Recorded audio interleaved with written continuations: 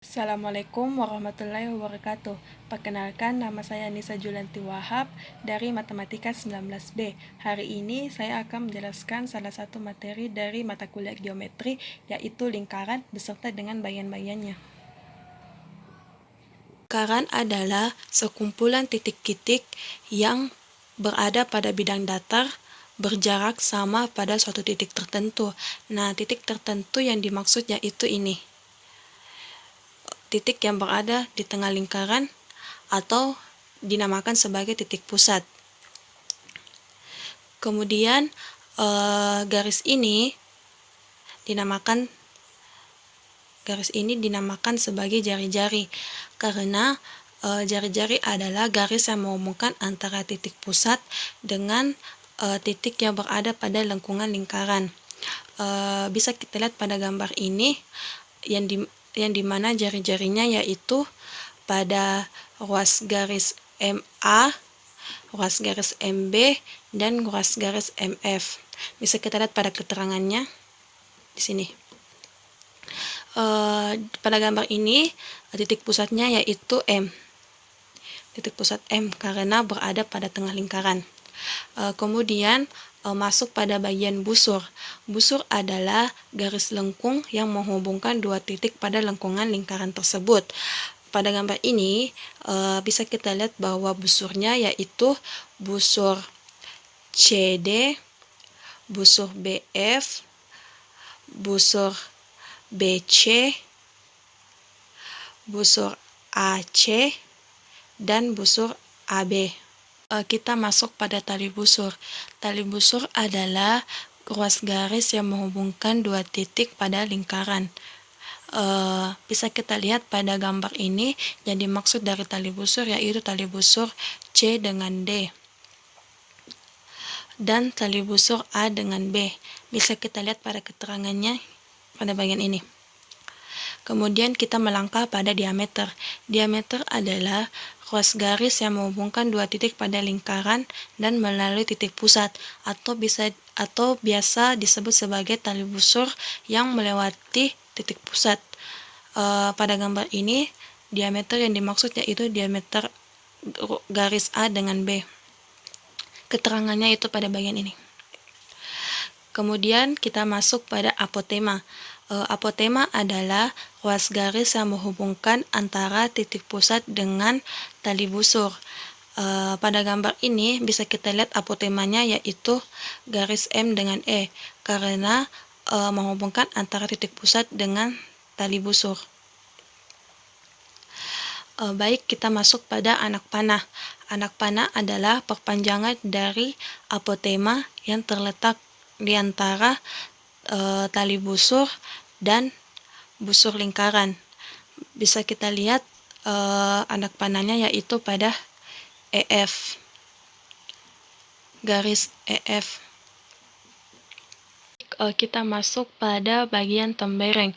Tembereng adalah daerah dalam lingkaran yang dibatasi oleh busur lingkaran dan tali busur. Bisa kita lihat pada gambar ini yang dimaksud dari tembereng yaitu pada bagian ini. Karena dibatasi oleh tali busur CD dan busur CD. Kemudian kita masuk pada bagian juring. Juring adalah daerah dalam lingkaran yang dibatasi oleh dua buah jari-jari dan sebuah busur. Pada lingkaran ini yang dimaksud bagian juring yaitu ini.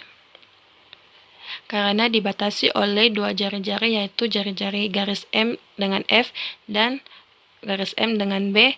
Kemudian dibatasi juga dengan sebuah busur yaitu busur BF.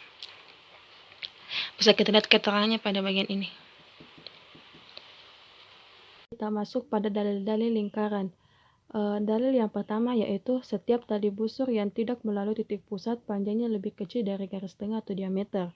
Nah, bisa kita lihat pada gambar lingkaran ini di mana tali busur yang melalui titik pusat itu panjangnya lebih besar atau lebih panjang dari tali busur yang tidak dilalui oleh titik pusat. Bisa kita lihat pada gambar ini terlihat jelas perbedaannya. Baik, kita masuk pada dalil yang kedua yaitu setiap apotema membagi tali busur tegak lurus di pertengahan. Pembuktiannya yaitu perhatikan lingkaran dengan titik pusat O. Diketahui bahwa tali busur AB dan apotemanya yaitu OX. Akan dibuktikan bahwa AX sama dengan BX. Karena jarak dari pusat lingkaran O ke jari-jari lingkaran R adalah sama panjang, maka OA sama dengan OB. Akibatnya segitiga AOB adalah sama kaki. Kemudian OX tegak lurus dengan AB. OX merupakan garis bagi sekaligus garis tinggi dan garis berat segitiga AOB pada sisi AB. Dengan demikian, AX sama dengan BX. Jadi, terbukti bahwa setiap apotema membagi tali busur tegak lurus di pertengahan. Kita masuk pada dalil-dalil yang ketiga, yaitu tali busur yang sama panjang mempunyai apotema yang sama pula. Perhatikan lingkaran dengan titik pusat O. Diketahui AB dan CD adalah tali busur.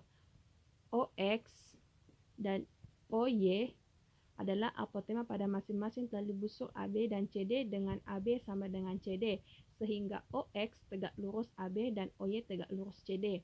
Akan dibuktikan bahwa OY sama dengan OX. Diketahui segitiga AXO dan segitiga DYO kongruen.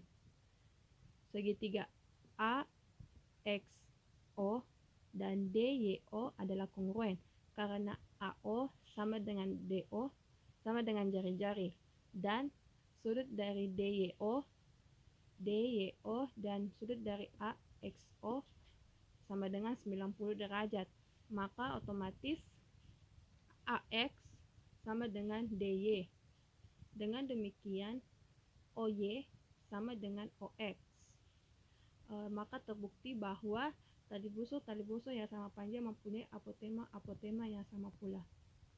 Masuk pada dalil yang terakhir yang berbunyi, jika dua buah tali busur dalam sebuah lingkaran mempunyai apotema yang sama, maka tali busur itu sama pula.